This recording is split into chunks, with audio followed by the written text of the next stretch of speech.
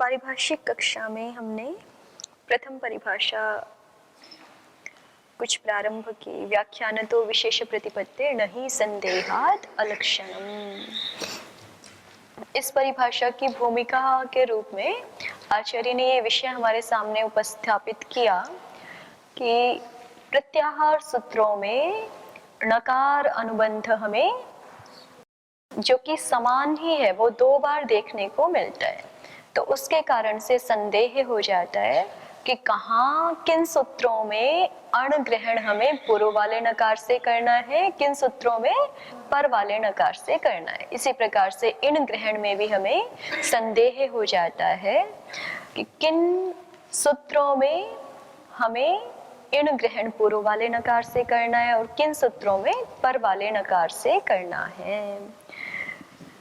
तो इस संदेह का समाधान करने के लिए, इस संदेह का निराकरण करने के लिए प्रथम परिभाषा का अवतरण किया गया महाभाष्य में। व्याख्यान तो विशेष प्रतिपत्ति न ही संदेहाद अलक्षणम।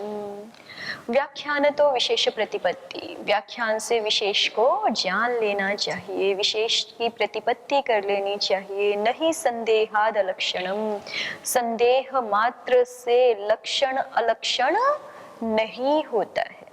ठीक है, देखिए इसको आगे देखते हैं।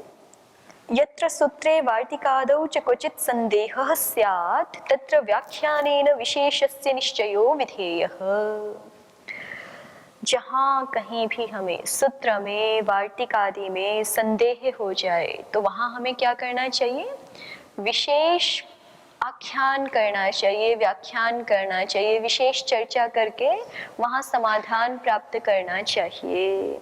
न तो संदेह मात्रेण सूत्रादिकम एव अन्यथा मंतव्यम। संदेह होने मात्र से सूत्र वार्तिकादि को ही हम अन्यथा कहने लग जाएंगे कि ये साधु नहीं है, सूत्र ही साधु नहीं है, सूत्र ही दोषपूर्ण हो गया है, दुष्ट हो गया है, ऐसा कहना उचित नहीं है। यतो हि पदार्थानां साधारण धर्मं गृहीत्वा संदेहो जायते। क्योंकि संदेह कैसे उत्पन्न होता है? पदार्थ के साधारण धर्म का ज्ञान होने से संदेह होता है। यदा तु तत्र कस्यचित् विशेषस्य धर्मस्य निश्चयो भवति तदा संदेहो निवर्तते। और जब वहाँ हमें उस प्रसंग में जहाँ हमें संदेह हुआ है उस प्रसंग में किसी विशेष धर्म का अगर हमें ज्ञान हो जाता है तब संदेह निवृत्त हो जाता है। ठीक है, सुप्रसिद्ध उदाहरण है स्थाणु और पुरुष का संदेह के बारे में, या रजत और सुक्ति का, रजत और शुक्ति का, या रज्जु सर्प का, या जो है वो स्थाणु पुरुष का। ये प्रसिद्ध उदाहरण है। स्थाणु पुरुष, जैसे स्थाणु किसको कहते हैं? जो सूखा हुआ ठूंठ होता है ना किसी वृक्ष का, उसको स्थाणु कहते हैं। और पुरुष आप जानते ही हैं। तो दूर से देखने पर बहुत दूर कोई जो है वो है पदार्थ, उसमें हमें दोनों के लक्षण दिख जाते हैं। ठूंठ जैसे भी दिख रहा है, वो ठूंठ भी जो है वो ऊंचा भी होता है, इधर उधर फैला हुआ भी होता है, चौड़ाई भी होती है उसकी, है ना, ऐसा होता है। और पुरुष भी जो है वो ऊंचा भी होता है और उसका जो है वो उच्छ्राय तो होता ही है, साथ में परिणाह भी होता है, उसका लंबाई चौड़ाई भी होती है। तो ऐसे जो है वो दोनों सामान्य लक्षण हमें दूर से दिखाई पड़ रहे हैं।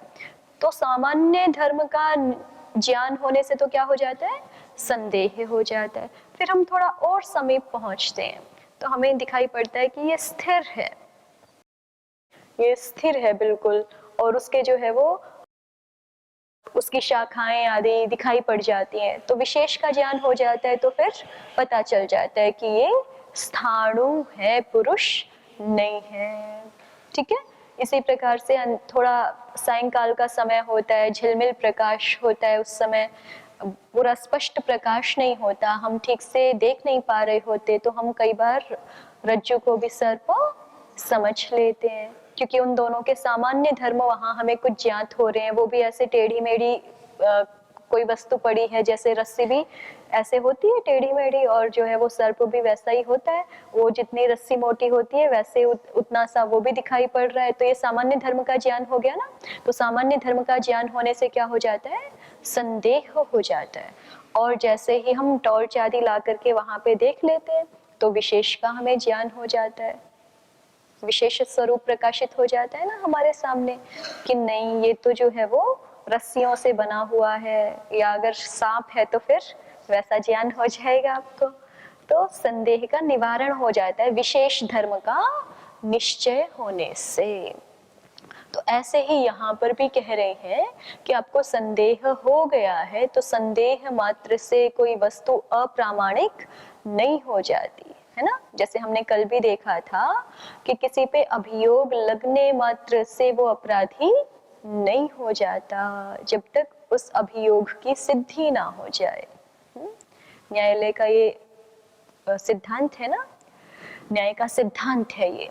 तो इसी तरह से यहाँ पर भी कह रहे हैं कि इस व्याकरण शास्त्र में भी किसी सूत्र के बारे में, किसी वार्तिक के बारे में, सूत्र के किसी पद के बारे में आपको संदेह हो जाए कि ये पद यहाँ क्यों रखा गया, इसकी तो आवश्यकता नहीं प्रतीत हो रही, आदि आदि इस प्रकार का संदेह हो जाए, तो उतने संदेह मात्र से उस सूत्र वार्तिक आदि को, उस सूत्र के पद आदि को हम व्यर्थ नहीं ठहराएंगे।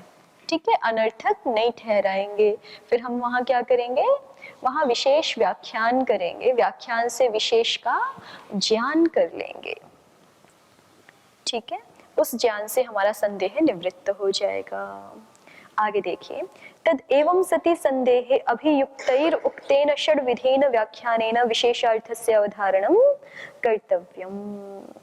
तद एवं सति संदेह, तो कहते हैं कि इस प्रकार से संदेह होने पर अभियुक्तैर उक्तेन षड विधेन व्याख्यानेन, अभियुक्त, अभियुक्त किसको कहते हैं, विद्वज्जनों को कहते हैं, विचक्षण लोग जो हैं उनको अभियुक्त कहते हैं। तो अभियुक्तैर उक्तेन, विद्वानों के द्वारा कहा गया जो 6 प्रकार का व्याख्यान है, षड विधेन व्याख्यानेन, 6 प्रकार के व्याख्यान से विशेषार्थस्य अवधारणं कर्तव्यम, विशेष अर्थ का हमें अवधारण कर लेना चाहिए, निश्चय कर लेना चाहिए, ज्ञान कर लेना चाहिए।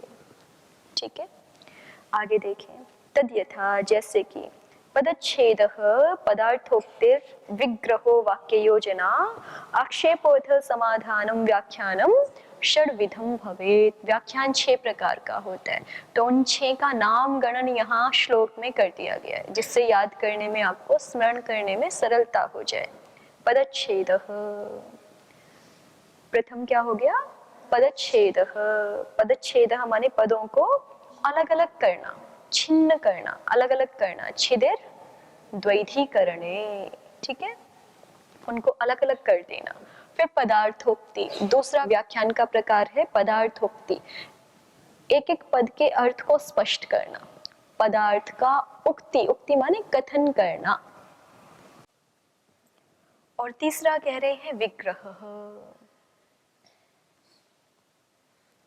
अब ये विग्रह समास आदि का विग्रह, ठीक है, विग्रह जो है वो विशेषतः वैयाकरण निकाय में इसी रूप में प्रसिद्ध है कि जो है वो समास का विग्रह है। वैसे आप किसी शब्द का जो है वो विग्रह भी ले सकते हो, प्रकृति प्रत्यय आदि रूप में पद का विग्रह भी हो सकता है ये, लेकिन विशेषतः ये शब्द कहाँ प्रसिद्ध है, समास के विग्रह के लिए।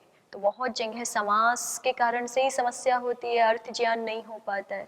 तो समास कौन सा है, आप लोग देखते हैं ना, काशी का प्रारंभ कर चुके हैं, तो न धातु लोपार धातुके में कितनी प्रकार का समास हो जाता है अलग अलग, फिर उसी से सारे अर्थ में बहुत सारा भेद प्रकट होता है। तो समास का विग्रह भी जो है वो विशेष का निश्चय करने में विशेष महत्व रखता है। वाक्य योजना, किस पद का हमें किस अन्य पद के साथ संबंध करना है। कल भी हम ये बात कर रहे थे कि एक एक सूत्र का बहुत प्रकार का सूत्रार्थ संभव होते हैं। आगे आप देखेंगे महाभाष्य में व्याख्याएं पढ़ते समय या न्यास पदमंजरी आदि पढ़ते समय कि एक एक सूत्र में जो है वहाँ कई बार 5-5, 6-6 पक्ष भी बन जाते हैं। इसका ये अर्थ होना चाहिए कि ये होना चाहिए, इस विशेषण को इसके साथ जोड़ देंगे, इस पद को इसके साथ जोड़ देंगे तो ऐसा अर्थ बन जाएगा। तो विशेष का निश्चय करने के लिए एक बहुत महत्वपूर्ण तत्व क्या भी है, वाक्यार्थ की योजना करना, माने पदों का अन्वय करना, किस पद को किसके साथ मिलाना है। और वाक्यार्थ योजना में 4 तत्वों को सबसे अधिक महत्व दिया जाता है कि वाक्यार्थ योजना इस प्रकार से करनी चाहिए। योग्यता, आकांक्षा, आसक्ति और तात्पर्य। तात्पर्य के बारे में तो आपने कल खूब सुना ही ना। सूत्र का तात्पर्य वही लेना है जो महर्षि पाणिनि जी कहना चाहते थे, और यही निश्चलता होती है। किसी भी वक्ता का जो अभिप्राय है उसी अभिप्राय को लेकर के हमें आगे प्रवृत्त होना चाहिए। यही उसके प्रति जो है वो न्याय व्यवहार है, न्याय युक्त व्यवहार होता है। तो आकांक्षा, योग्यता, आसक्ति और तात्पर्य, ये 4 जो है वो वाक्यार्थ योजना में मुख्य महत्व रखते हैं। जैसे थोड़ा सा इसको समझते चलते हैं। तात्पर्य आप समझ गए हैं। योग्यता का क्या अभिप्राय होता है? सुप्रसिद्ध उदाहरण है कि जैसे जलेन सिंचति, ये तो ठीक है। अब कोई कहे कि अग्नि ना सिंचति, तो ये वाक्य जो है वो ठीक नहीं हो पाएगा, क्योंकि अग्नि में सिंचन करने की क्षमता नहीं होती। तो योग्यता देखनी चाहिए हमें। हम सिंचन पद का संबंध कर रहे हैं, सिंचती का संबंध कर रहे हैं, लेकिन किसके साथ कर दिया हमने? अग्नि के साथ कर दिया। या तो कोई वहाँ प्रकरण विशेष होगा, फिर पता चलेगा कि जैसे मान लो अग्नि से इस जो है वो अग्नि सर्वत्र प्रसरित कर दी, फिर उसका मतलब हमें कोई दूसरा अर्थ जाके लेना पड़ेगा, सीधा सीधा उसका साक्षात अर्थ नहीं हो सकता। तो अग्नि ना सिंचती, जैसे अग्नि के द्वारा सिंचन क्रिया संभव नहीं है, तो पद इसमें ये भी देखना चाहिए कि किसका किसके साथ किसकी योग्यता है। ठीक है। फिर आसक्ति, आसक्ति किसको कहते हैं? निकटता को कि किसके साथ किस पद को रखा हुआ है। जैसे मैंने अभी बीच में पढ़ाते पढ़ाते बोल दिया जलम, और फिर कक्षा खत्म होने के बाद मैं बोलूंगी आनय, तो शायद ही आप जो है वो उन दोनों का अन्वय कर पाएंगे, नहीं कर पाएंगे ना। तो आसक्ति का भी महत्व होता है, निकटता का भी महत्व होता है, किस पद को किस पद के पास रखा गया है।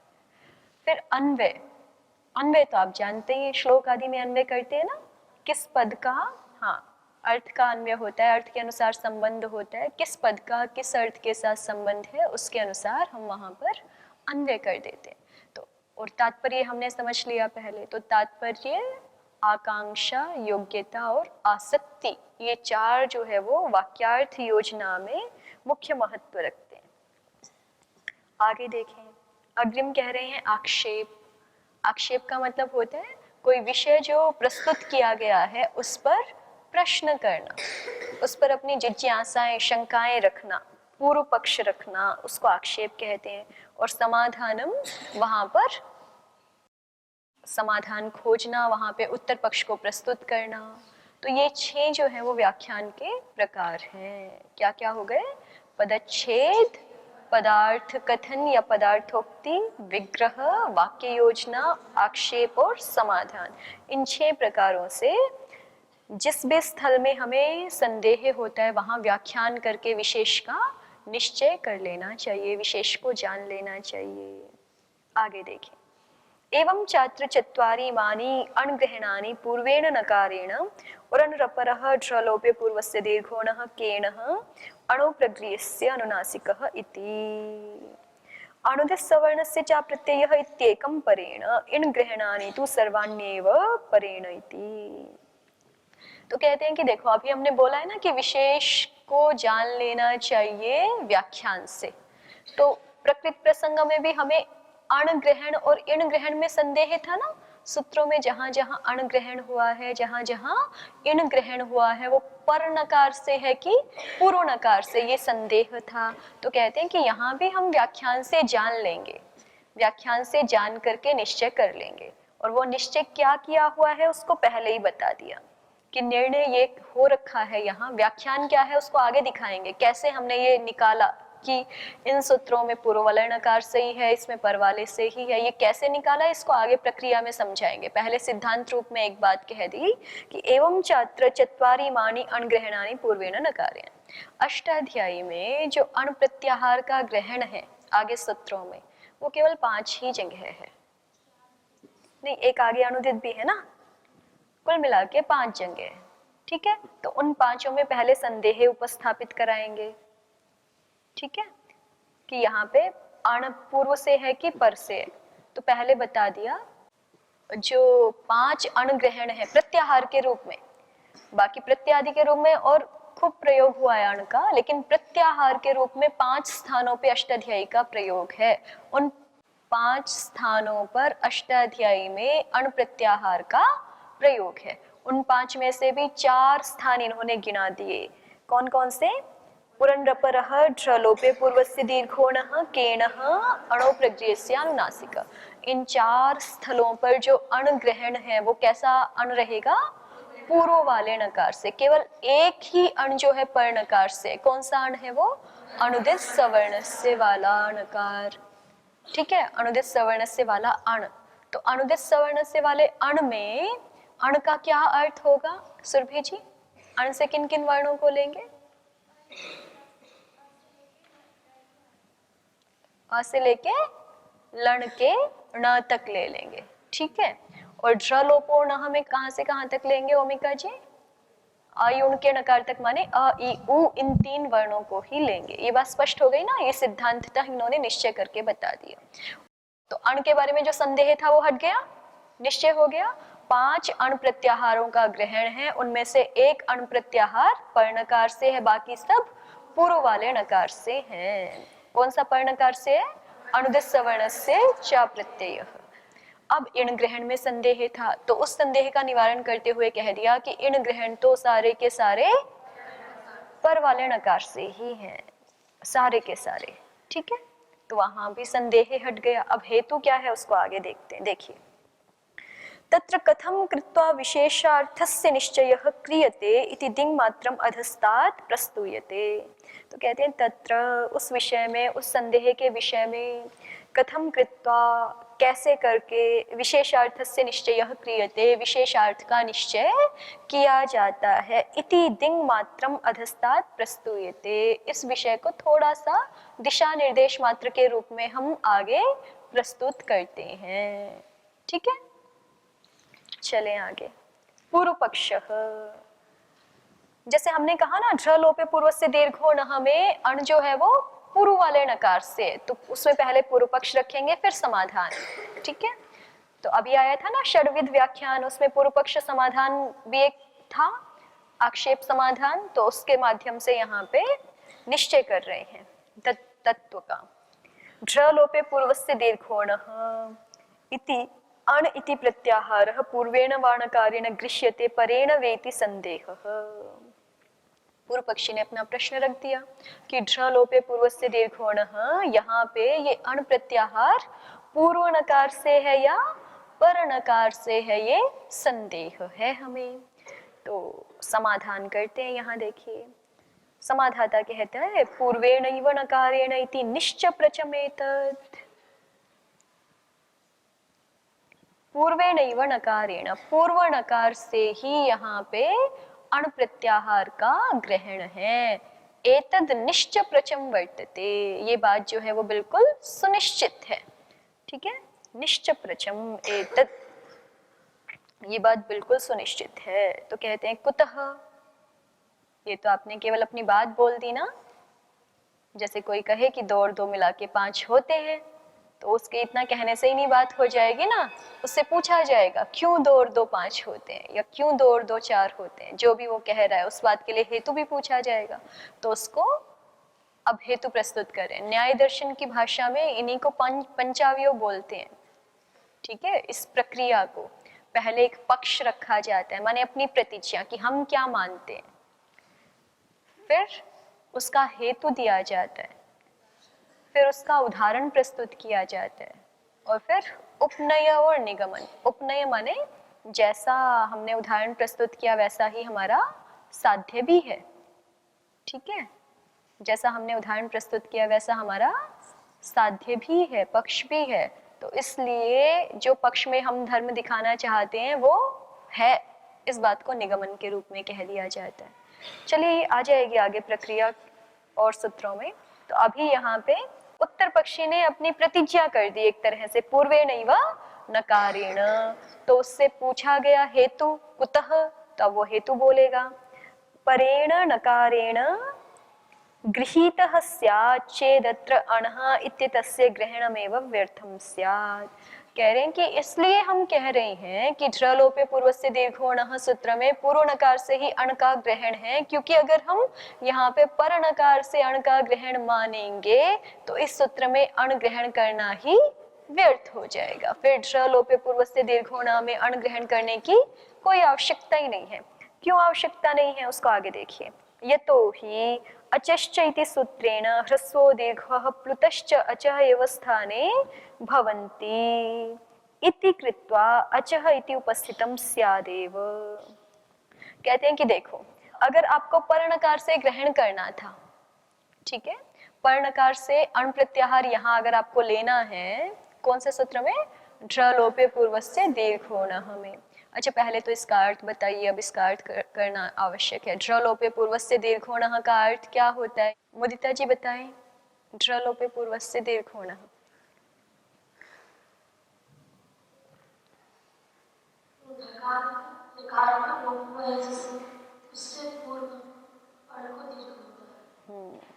ढ्रलोपे सति ढकार और रेफ का, ढकार या बोलिए, या रेफ का लोप होने पर पूर्व वाले अण को दीर्घ हो जाता है, ये अर्थ है ना। अब जहां भी हम ह्रस्व दीर्घ या प्लुत का विधान करते हैं वहां एक परिभाषा आ जाती है। कौन सी परिभाषा? अचश्च। जैसे आप जहां भी गुण वृद्धि करते हैं, अगर वहां स्थानीय पहले से निश्चित नहीं है तो कौन आ जाता है वहां पे? इको गुण वृद्धि से इकह आ जाता है ना। गुण वृद्धि जहां भी विधान करते हैं वहां कौन आ जाता है? इकह, ये पद आ जाता है। ऐसे ही जहां जहां हम अष्टाध्यायी में ह्रस्व दीर्घ प्लुत ये नाम लेकर के ह्रस्व दीर्घ प्लुत का विधान करते हैं वहां वहां कौन आ जाता है? अचश्च, ये परिभाषा आ जाती है। तो ये परिभाषा क्या बोलती है कि ह्रस्व दीर्घ और प्लुत जहां अपने संज्ञा के द्वारा विधान किए जाएंगे, माने जहां नाम लेके विधान किए जाएंगे, ह्रस्व हो जाए, प्लुत हो जाए, दीर्घ हो जाए, ऐसे नाम लेकर के जहां विधान किए जाएंगे वहां वहां वो अच के स्थान पे ही हुआ करेंगे। तो अब ढ्रलोपे पूर्व से दीर्घोणः सूत्र को भी देखो, नाम लेके दीर्घ का विधान कर रहे हैं ना। ऐसा नहीं बोला आ हो जाए, उ हो जाए, री हो जाए, ऐसा नहीं बोला ना। क्या बोला है? दीर्घ हो जाए, तो नाम लेकर के विधान कर रहे हैं। अब नाम लेकर के विधान कर रहे हैं तो यहाँ कौन भी आएगा? फिर अचश्च भी आएगा, है ना। तो अचश्च आ जाता है तो अपने आप अच के स्थान में ही दीर्घ होना है, ये बात स्पष्ट हो गई ना। अच के स्थान में ही क्या होना है? दीर्घ होना है, अन्य किसी के स्थान में तो हो नहीं सकता। तो सूत्र में जो अण ग्रहण किया उसका कोई लाभ हुआ क्या? क्योंकि अण में कौन कौन आ सकते हैं? आ ई उ रील, अगर पर वाले नकार से करेंगे तो आ ई उ रील री ए ओ ऐ औ ह य व र ल इतने आएंगे। और इनमें से केवल किसके स्थान में दीर्घ हो सकता है? अच के स्थान में, क्योंकि परिभाषा तो आनी ही आनी है, अचश्च।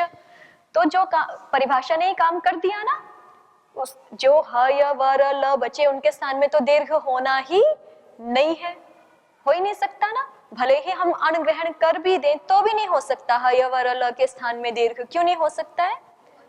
हो तो सकता था, कुछ स्थानांतर तमहा आदि लग करके ल का हम देख लेते किसके साथ स्थान मिल रहा है, ल का री के साथ मिल जाता, पर उसके दीर्घ होते नहीं है। मान लीजिए किसी अन्य का व आदि का किसी के साथ मिल जाता स्थान, वकारोदंत्योष्ठ आदि करके कुछ मिला लेते, कुछ कर देते, लेकिन अभी नहीं हो सकता। क्यों नहीं हो सकता?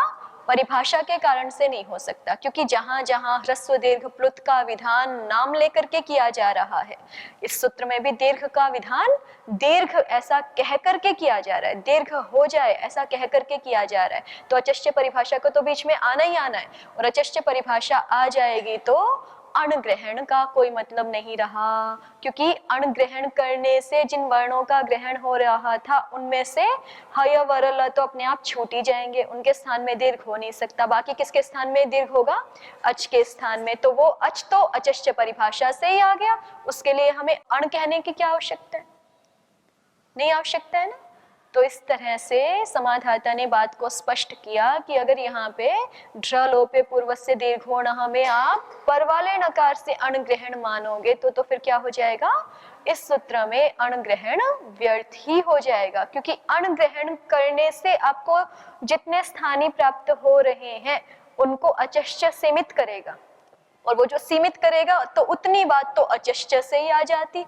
उतने सारे अगर लेने हैं हमें, अ ई उ रील री ए ओ ऐ औ तक पहुंचना है हमें, तो वो तो अचश्य से ही आ जाते, फिर अण ग्रहण करने की आवश्यकता नहीं है। लेकिन फिर भी आचार्य अण ग्रहण कर रहे हैं, तो इसका मतलब आचार्य इन सबको ग्रहण नहीं करना चाहते, इन सबका जो है वो ग्रहण नहीं करना चाहते। तो किनका ग्रहण करना चाहते? अ ई उ का ही ग्रहण करना चाहते हैं। ये अर्थ जब हम मानेंगे तभी अण ग्रहण की सार्थकता यहाँ पे हो सकेगी। बात स्पष्ट हुई? देखिए, यतो ही अचश्चैति सूत्रेण, क्यों ग्रहण व्यर्थ है अण का? क्योंकि अचश्चै इस सूत्र के द्वारा ह्रस्वो दीर्घः प्लुतश्च, ह्रस्व दीर्घ और प्लुत अचः एव स्थाने भवन्ति, केवल अच के स्थान में ही हो सकते हैं, उनके लिए स्थान ही निर्धारित कर दिया गया है। वो ह्रस्व दीर्घ प्लुत केवल किसके स्थान में हो सकते हैं? अच के स्थान में ही हो सकते हैं। और यहाँ भी दीर्घ विधान किया जा रहा है, तो अपने आप से वो किसके स्थान में होगा? अच के स्थान में ही होगा। तो ह य वर ल का ग्रहण कराने का कोई मतलब नहीं है ना सूत्र में, तो अण नहीं पढ़ना चाहिए था, अच ही पढ़ना चाहिए था। और अच भी क्यों पढ़ना चाहिए था? अच भी नहीं पढ़ना चाहिए था क्योंकि अच तो अचश्य परिभाषा से ही आ जाता वहां पर, ठीक है। तो इसलिए व्यर्थ हो रहा है। भवन्ति इति कृत्वा अचः इति उपस्थितम स्यादेव, तो अच के स्थान में ही होते हैं, ये नियम है। तो वहां पे अचश्य परिभाषा से अचः ये तो उपस्थित हो ही जाता। पुनरपि यद अणग्रहणम करोति, फिर भी आचार्य जो अणग्रहण कर रहे हैं, तस्य एतदेव प्रयोजनम, उस अणग्रहण का यही प्रयोजन है। यद ढ्र लोपे इत्येवम् आदिकेषु सूत्रेषु, कि ढ्र लोपे इत्यादि सूत्रों में पूर्वेणैव नकारेण प्रत्याहारो ग्रहीतव्यः इति, कि ढ्र लोप इत्यादि सूत्रों में हमें क्या करना चाहिए? पूर्व नकार से ही अण का ग्रहण करना चाहिए। इसीलिए जो है क्या किया है? अण ग्रहण किया है। अगर पर वाले नकार से मानेंगे तो अण ग्रहण करना व्यर्थ है, फिर तो अचश्य परिभाषा से ही काम चल जाता था। लेकिन फिर भी जो आचार्य अण ग्रहण कर रहे हैं, तो उसकी सार्थकता कब हो सकती है? जब आचार्य ऐसा देख रहे हैं कि यहाँ पर हमें अ ई उ इन तीन वर्णों का ही ग्रहण अभिष्ट है, पर वाले नकार से अण ग्रहण अभिष्ट नहीं है। स्पष्ट हो गई बात? आगे देखिए, अब वो दूसरे पक्ष की बात करते हैं। देखिए आगे, पूर्व पक्ष, हम अनुदित सवर्णस्य चा प्रत्ययः इति तस्मिन् सूत्रे अण प्रत्याहारः पूर्वेण वा नकारेण परेण वा इति जिज्ञासा। पूर्व पक्षी ने फिर से रखी अपनी बात कि अनुदित सवर्णस्य चा प्रत्ययः, इसमें संदेह है हमें कि यहाँ पे अण ग्रहण पूर्व नकार से रहेगा कि पर नकार से रहेगा, ये जिज्ञासा है। तो इसका समाधान करते हुए कहते हैं, एतत् सूत्रस्थोयम अण प्रत्याहारः, एतत् सूत्रस्थः, एतत् सूत्रस्थः माने इस सूत्र में स्थित, ठीक है। एतस्मिन् सूत्रे तिष्ठति इति एतत् सूत्रस्थः, इस सूत्र में स्थित यह जो अण प्रत्याहार है, ये परेणैव नकारेण, ये पर नकार से ही है। इति नास्ति कश्चित् संदेहः, इसमें कोई भी संदेह नहीं है। क्यों संदेह नहीं है?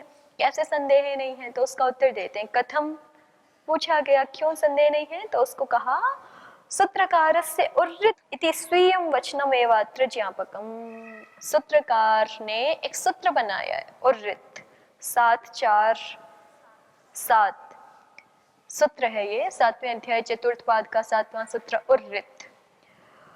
तो ये वचन ही यहाँ पर ज्ञापक है। उर्रित ये सूत्र जो बनाया है, ये सूत्र बनाना ही इस बात में ज्ञापक है कि अनुदित सवर्णस्य सूत्र में अण ग्रहण कौन से नकार से है? पर नकार से। कैसे ज्ञापित करेंगे देखिए, तथा ही अस्मिन् सूत्रे ऋकारस्य तपरकरणे एतत् प्रयोजनं यद् अचीकृतत् इत्येवमादिषु प्रयोगेषु क्रीत निच् चङ्क्त इति स्थिते ऋकारस्य स्थाने ह्रस्व एव ऋकारादेशो यथा स्यात्। स्थाने अंतरतमः इति परिभाषया प्रमाणकृतान्तर्येण अनुदित इति ग्राहक शास्त्र सहाय्येन दीर्घस्य दीर्घादेशो मा भूत् इति। अब उर्रित का अर्थ पता होना चाहिए पहले, है ना? तो उर्रित का अर्थ क्या है जी? क्या प्रकरण चल रहा है 7-4 में? नौ चंग्योपधायाः ह्रस्वः। चंग परक निच के परे रहते अंग की उपधा को ह्रस्व हो जाता है। ये प्रकरण चल रहा है ना, इसी प्रकरण में ये सूत्र पढ़ा है उर्रित। ठीक है, तो उर्रित, उर्रित का पदच्छेद कीजिए, उह और रित। तो अर्थ क्या बन जाएगा? चंग परक निच के परे रहते अंग के उपधा रिवर्ण को ऋकार आदेश होता है। उह माने री है ना, और वहां पे री का अर्थ रिवर्ण हो जाएगा, षष्ठी विभक्ति लगाई हुई है तो रिवर्ण के स्थान पर, और रित प्रथमा का एक वचन है तो ऋकार आदेश हो जाता है। रित में तपरकरण लगाया ना, जैसे कल हम समझ रहे थे वर्ण जहां होता है वहां पे पूरी जाति आ जाती, अवर्ण कहेंगे तो पूरी जाति, अकार कहेंगे तो केवल अकार, जो वहाँ निर्दिष्ट है वर्ण वही लिया जाएगा। तो ऐसे ही जहाँ पे तपरकरण कर देते हैं वहाँ पे सवर्णियों का ग्रहण नहीं होता। ठीक है, क्योंकि नियम क्या बना दिया आचार्य ने? तपरस तत्कालस्य। जो तपर वर्ण होते हैं वो अपने तत्काल वर्णों के ही ग्राहक होते हैं, भिन्न काल वाले सवर्णों के ग्राहक नहीं होते। रित जो है ह्रस्व री में तपर लगाया है ना, तो ये अपने इसी काल वाले, एक मात्रा काल वाले सवर्णियों का ग्राहक तो हो सकता है, इससे भिन्न काल वाले सवर्णियों का ग्राहक नहीं हो सकता। माने री से दीर्घ री का, प्लुत री का ग्रहण ना हो जाए, यही तो ऋकार में तपरकरण का प्रयोजन है ना। उर्रित सूत्र में रित जो शब्द पढ़ा है, रित जो पद पढ़ा है, वहां तपरकरण का क्या प्रयोजन है? कि जब हम ऐसा बोल रहे हैं कि चंग परक निच के परे रहते अंग के उपधा रिवर्ण को आदेश हो, ऋकार आदेश हो, तो वो ह्रस्व ऋकार ही हो, स्थाने अंतरतम आदि सूत्रों से वो क्या ना हो जाए? दीर्घ ना हो जाए। अगर स्थानीय दीर्घ है तो स्थाने अंतरतम से दीर्घ पाएगा ना ऋकार, वो ना हो जाए, उसके लिए तो सूत्र बनाया है, उसके लिए ही तो रित में तपरकरण किया है। तो इसी को यहाँ पे खोल रहे हैं। देखिए एक बार फिर से पंक्ति को धीरे धीरे पढ़ते हैं। सूत्रकारस्य उर्रित इति स्वीयं वचनमेवात्र ज्ञापकम्। सूत्रकार का उर्रित ये अपना कथन ही इस बात में ज्ञापक है। किस बात में ज्ञापक है? अनुदित सूत्र में अण पर नकार से गृहीत है, इस बात में ज्ञापक है। कौन सूत्र? उर्रित। उसका भी कौन सा अंश ज्ञापक है ये दिखाते हैं, तपरकरण। पूरा सूत्र ज्ञापक नहीं है, वहां पे भी कौन ज्ञापक बन रहा है? रित में जो तपर किया है, री को जो तपर किया गया, वही बात ज्ञापक बनेगी। तथा ही अस्मिन् सूत्रे ऋकारस्य तपरकरणे एतत् प्रयोजनम्। जैसा कि इस सूत्र में ऋकार के तपरकरण में ये प्रयोजन है, यत् कि अचीकृतत् इत्येवमादिषु प्रयोगेषु। अचीकृतत् ये प्रयोग हम बनाते हैं, कृत संशब्दने धातु है, उससे हम पहले हेतुमती चर निच ले आए, फिर हम लुंग लकार लेके आते निजंत धातु से। ठीक है, कृत संशब्दने धातु से पहले निच और फिर निजंत से क्या ले आए? निजंत की भी धातु संज्ञा हो जाती है ना, सनाद्यंता धातवः। तो फिर धातुओं के अधिकार में भूतकाल, सामान्य भूतकाल की विवक्षा होने पर लुंग सूत्र से क्या प्रत्यय आ गया? लुंग। उस लुंग का क्या बचता है इत संज्ञा करने पर? लकार मात्र बच जाता है। उस लकार से फिर हम जो है वो लस्य तिप्तस झी के अधिकार में प्रत्यय ले आते हैं। कितने प्रत्यय आते हैं ये? 18 प्रत्यय आने के लिए समुत्सुक होते हैं, लेकिन उसको फिर हम नियम कर करके जो है वो परस्मैपद पद आत्मनेपद नियम, फिर जो है वो पुरुष नियम, फिर जो है वो वचन नियम कर करके क्या ले आते हैं? अंततः प्रथम पुरुष का एक वचन और परस्मैपद पद तिप ले आए। ठीक है, उस तिप का क्या शेष रहा इत संज्ञा होने पर? ती शेष रहा। उस ती का भी तकार शेष रहा, इकार चला गया। कौन से सूत्र से?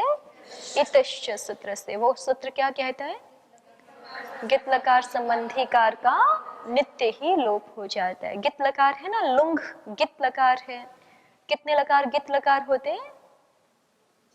4।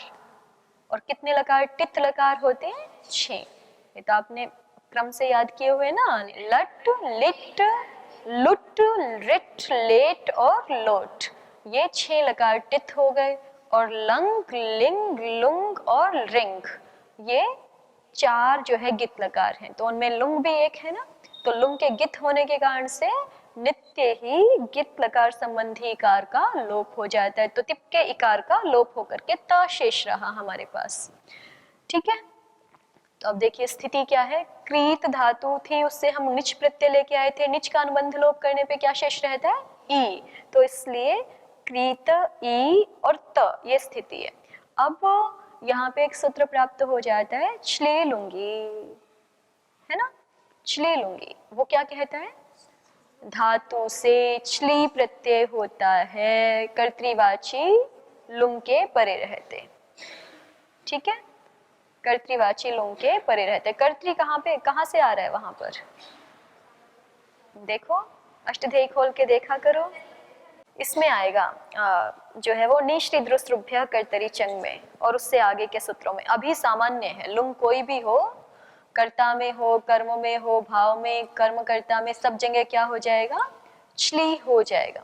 धातु से छली प्रत्यय होता है, लुंग के परे रहते, सामान्य लुंग के परे रहते।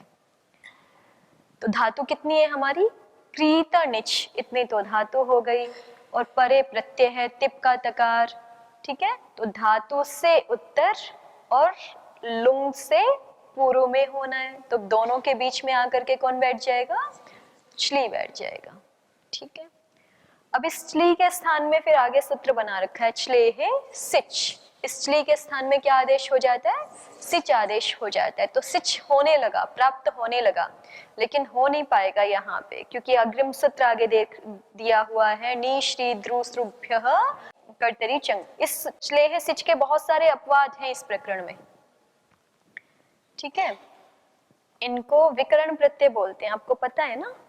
जो ये सनाद्यंता धातवः के बाद शुरू हो गए, स्यतासी लिलुटोह से लेकर के और आपके हलह श्नह शान झौ तक, ये सारे के सारे क्या हैं? बल्कि कुशी रजो प्राचाम शन परस्मै पदम च तक लगभग वही प्रक्रिया चल रही है। इन सारे प्रत्ययों को क्या कहा जाता है? विकरण प्रत्यय कहा जाता है। स्यादि विकरण है ये। ठीक है, तो यहाँ पे बीच में कौन प्रत्यय आकर के बैठ गया? पहले छली आया, उसके स्थान में सिच प्राप्त हुआ। सिच के अपवाद रूप में यहाँ पे इस प्रकरण में चंग है, अंग है, चिण है ना, स है।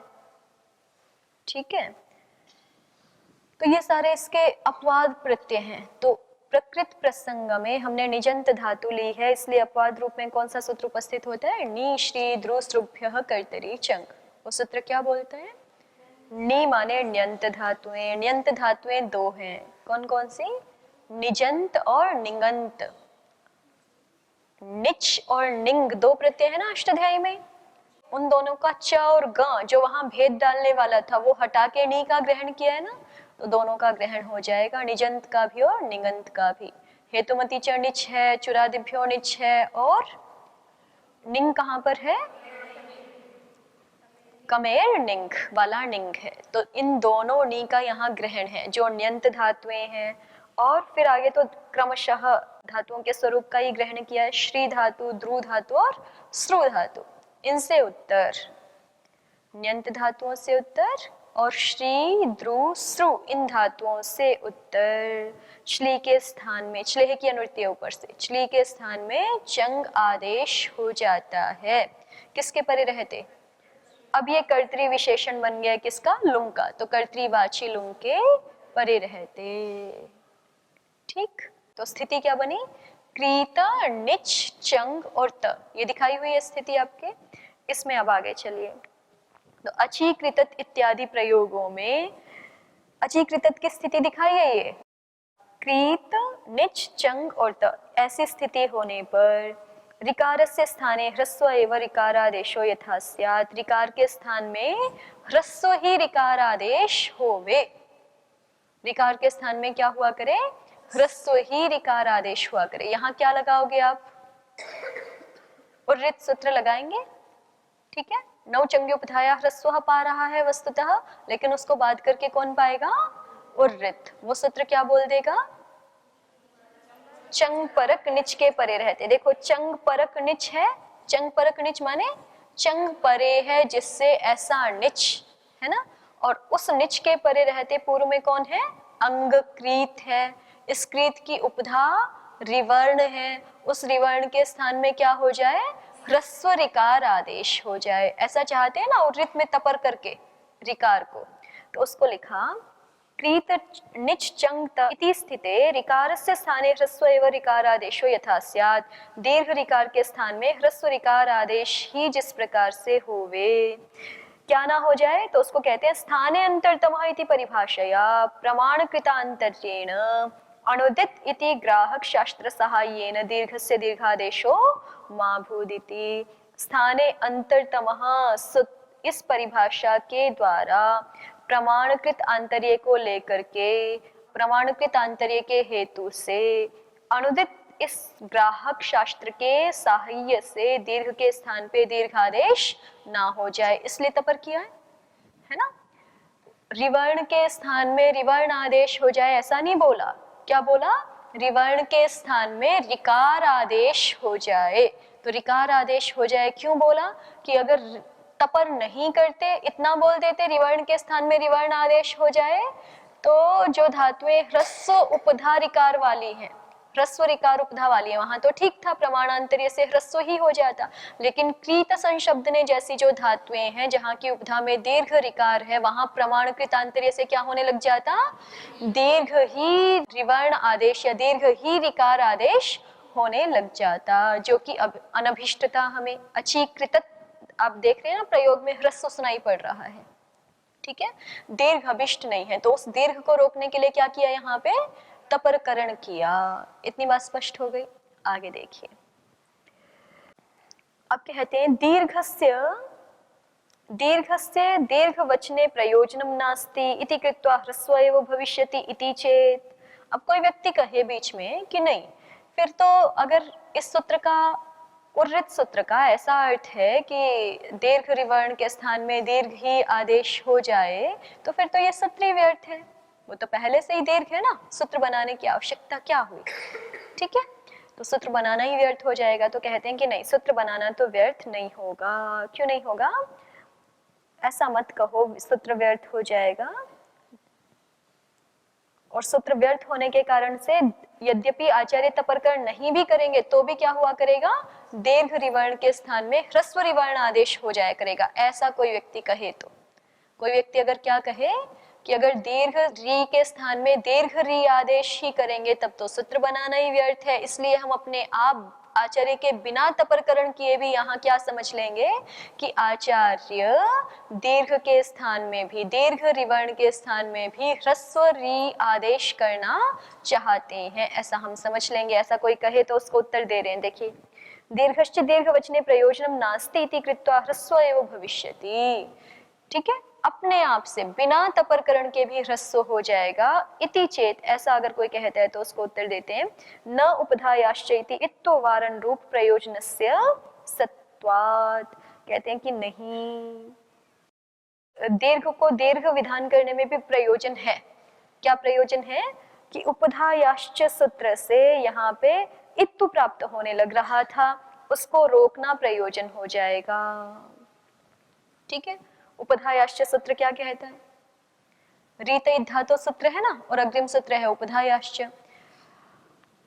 अंग के उपधा दीर्घ रिवर्ण को क्या आदेश हो जाता है? इकार आदेश हो जाता है। जैसे आप कीर्णः गिर्णः आदि प्रयोग बनाते हैं ना, वो तो क्री ग्री आदि अंत में रहता है, और जो है जिन धातुओं में उपधा में दीर्घ रिकार हो उनको भी क्या हो जाता है? इकार आदेश हो जाता है। कौन से सूत्र से? उपधायाश्च सूत्र से। बस अंग संज्ञा होनी चाहिए, कोई प्रत्यय होना चाहिए, कोई विशेष प्रत्यय नहीं कहा वहां पे। तो यहाँ पे भी प्रत्यय तो परे है ही ना, प्रत्यय परे है, उस प्रत्यय के परे रहते यहाँ पे क्या कार्य प्राप्त हो रहा था?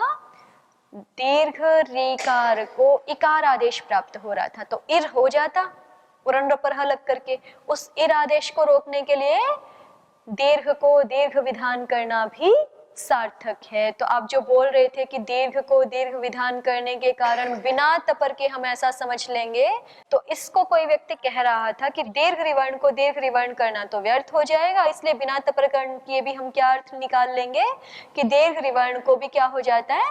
ह्रस्व रिवर्ण आदेश हो जाता है, ऐसा हम अर्थ निकाल लेंगे। ऐसा कह रहे थे ना, तो उसका समाधान क्या कर दिया कि नहीं, दीर्घ रिवर्ण को दीर्घ रिवर्ण विधान करना भी सार्थक है। क्यों सार्थक है? अन्य बीच में जो अन्य बाधक कार्य प्राप्त हो रहा था उसको रोकने के लिए। अन्य बाधक कार्य क्या प्राप्त हो रहा था? उपधायाश्च से उस दीर्घ री को इकार आदेश प्राप्त हो रहा था, उसको रोकने के लिए कह दिया। ठीक है, जैसे आप इसका सरल उदाहरण समझते हैं ना कि मोनुस्वारः प्राप्त हो रहा था सम्राट इस प्रयोग में, तो आचार्य ने फिर से सूत्र बना दिया मो राजी समः कौ, कि सम के मकार को मकार ही रहता है कृबंत राजरी धातु के परे रहते। ठीक है, तो अब कोई कहे कि ये तो व्यर्थ है, सम में तो पहले ही मकार है, फिर से मकार क्यों कह रहे हैं? तो व्यर्थ है कि सार्थक है? क्यों सार्थक है? क्योंकि अगर मकार को मकार नहीं कहते तो फिर मोनुस्वारः से क्या हो जाता? वहां पे अनुस्वार हो जाता। तो इस तरह से यहाँ पे भी दीर्घ को दीर्घ विधान करना भी सार्थक है, क्योंकि दीर्घ को दीर्घ विधान नहीं करते तो क्या हो जाता? बीच में उपधायाश्च से इकार आदेश होने लग जाता। तो इसलिए व्यर्थ तो नहीं है, सार्थक है। और जब सार्थक है तो फिर जो है वो, अगर हम दीर्घ री के स्थान में ह्रस्व री करना चाहते हैं तो हमें तपरकरण करना ही पड़ेगा, बिना उसके काम नहीं चलेगा। इतना हो गया। देखिए, एवं च दीर्घ ऋकारस्य स्थाने प्राप्तम दीर्घादेश विधानम वारयितुम एव तपरकरणमिति सिद्धम। ये बात ठीक है ना? इतने एवं च, इस प्रकार से दीर्घ ऋकार के स्थान में प्राप्त जो दीर्घादेश विधान है उसको हटाने के लिए ही ये तपरकरण किया गया है, ये बात सिद्ध हो गई। पर परम यदि पूर्व नकारेण अणग्रहणम स्यात्, कहां पर? अनुदित सवर्णस्य सूत्र में। अगर अनुदित सवर्णस्य में पूर्व नकार से क्या होता? अण का ग्रहण होता, तो तर्हि पूर्वस्मिन् अणि ऋकारस्य असमावेशात्, पूर्व वाले अण में ऋकार आता है क्या? नहीं आता ना, ऋकार का समावेश नहीं हो पाता। तो ऋकार का समावेश ना होने से ऋकारस्य सवर्ण ग्रहणम प्राप्तमेव न भवति, तो ऋकार के सवर्ण तो हम ले ही नहीं सकते ना। और ऋत सूत्र का अर्थ क्या करना पड़ेगा फिर? रिवर्ण के स्थान में री आदेश ही होता है। जैसा री पढ़ा है, एक मात्रिक री पढ़ा है वहां पे, तो फिर वो केवल एक मात्रिक ही लिया जा सकता था। वहां पे आदेश के रूप में ह्रस्व दीर्घ प्लुत रिवर्ण प्राप्त हो ही नहीं रहे थे। एक मात्रिक आचार्य ने शब्दशः पढ़ा है तो एक मात्रिक का ही ग्रहण होगा। ये जो अन्य अन्य आदेशों का दीर्घ प्लुत आदि का ग्रहण हो रहा था, ये तो किसके कारण से हो रहा था? अणुदित के कारण से। लेकिन आप कह रहे हो कि अणुदित में तो अण जो है वो अ ई उ इन तीन का ही ग्रहण कराता है आपके अनुसार। ठीक है, इन तीन का ही ग्रहण कराता है, तो री तो वहां अपने सवर्णियों का ग्रहण करा ही नहीं पाएगा, और करा ही नहीं पाएगा तो फिर जो है आदेश के रूप में दीर्घ री की प्राप्ति है ही नहीं। अपने आप ही ह्रस्व री हो जाता ना, तपरकर्ण व्यर्थ हुआ, तपरकर्ण व्यर्थ हो गया ना। लेकिन आचार्य ने तो तपरकर्ण किया हुआ है। इससे हमें क्या पता चलता है कि आचार्य ऐसा देख रहे हैं कि अनुदित सूत्र में जो अण है वो आ ई उ वाला अण नहीं है, वो आ ई उ रील री ए ओ ऐ औ ह य व र ल यहाँ तक वाला अण है। तो फिर जब ऐसा देख रहे हैं तो आचार्य को पता है कि अगर हम तपरकरण वहां नहीं करेंगे, आचार्य ऐसा देख रहे हैं कि मैं वहां तपरकरण नहीं करूंगा तो वहां आदेश के रूप में दीर्घ की प्राप्ति भी होगी, और जब होगी तो वो अनिष्ट है, उसका वारण करने के लिए फिर मुझे तपरकरण भी करना होगा। इस तरह से तपरकरण करना सार्थक होता है। ठीक है, देखिए इसी बात को यहाँ लिख दिया है। परम यदि पूर्व नकारेण अणग्रहणम स्यात्, अगर पूर्व नकार से अणग्रहण होवे, तर्हि पूर्वस्मिन् नणि ऋकारस्य असमावेशात्, तो फिर पूर्व वाले अण में तो ऋकार का असमावेश होने से, अनंतर भाव होने से ऋकार से सवर्ण ग्रहण प्राप्तमेव न भवति, ऋकार का सवर्ण ग्रहण प्राप्त ही नहीं हो रहा। कहाँ? उर्रित सूत्र में। ठीक है, ऋकार का सवर्ण ग्रहण प्राप्त ही नहीं है। तत्किम सवर्ण निवृत्त्यर्थेन ऋकारस्य तपरकरणेन, तो फिर सवर्ण की निवृत्ति कराने के लिए, सवर्ण जो दीर्घ रिवर्ण आदेश है उसकी निवृत्ति कराने के लिए तपरकरण किया था ना, उसका क्या प्रयोजन रह जाएगा? फिर न किंचित प्रयोजनम, उसका कुछ प्रयोजन नहीं रहेगा। तो लेकिन कृतम तु ज्ञापयति, आचार्य ने तो किया है उसको, तपरकरण को, वह किया गया तपरकरण ये ज्ञापित करता है यत् की अणुदित इत्यस्मिन् सूत्रे परेण नकारेण अणगृह्यते। अणुदित सूत्र में कौन से नकार से अणगृहीत हो रहा है? पर वाले नकार से। तथा तु सति उर्रित इत्यत्र ऋकारस्य तपरकरणं सार्थकं भवति, वैसा होने पर ही उर्रित ये तपरकरण, ऋकार का तपरकरण क्या हो जाएगा? सार्थक हो जाएगा। इतरथा ही सवर्ण ग्राहकतया दीर्घस्थानिनो दीर्घ एव आदेशः स्यात्, क्योंकि अगर हम तपर नहीं करेंगे, अणुदित में अण पर वाले नकार से गृहीत है तो सवर्णों का ग्रहण हो रहा है, तो फिर अगर हम उर्रित सूत्र में ऋकार का तपरकरण नहीं करेंगे तो सवर्ण ग्राहकतया, सवर्णों का ग्राहक है वो ऋकार चूंकि, इसलिए दीर्घ स्थान में क्या आदेश होने लग जाता? दीर्घ ही आदेश होने लग जाता। एवं च उर्रित इत्यत्र तपरकरण रूप लिंगेन अणुदित सूत्रस्थस्य अण प्रत्याहारस्य विशेषार्थस्य निश्चयो जातः। तो इस प्रकार से उर्रित इस सूत्र में तपरकरण रूप लिंग से हमें ये पता चल गया कि अनुदित सूत्र में स्थित जो अण प्रत्याहार है वो परनकार से ही है। इस विशेष अर्थ का हमें निश्चय हो गया, बोध हो गया। ठीक है, तो इसको भी कर दिया। अण के विषय में जो भी संदेह थे वो उन्होंने दूर कर दिए ना। 4 अण पूर्व नकार से हैं, 1 अण पर नकार से है। अस्तु, अत्रैव विरामं कुर्मः।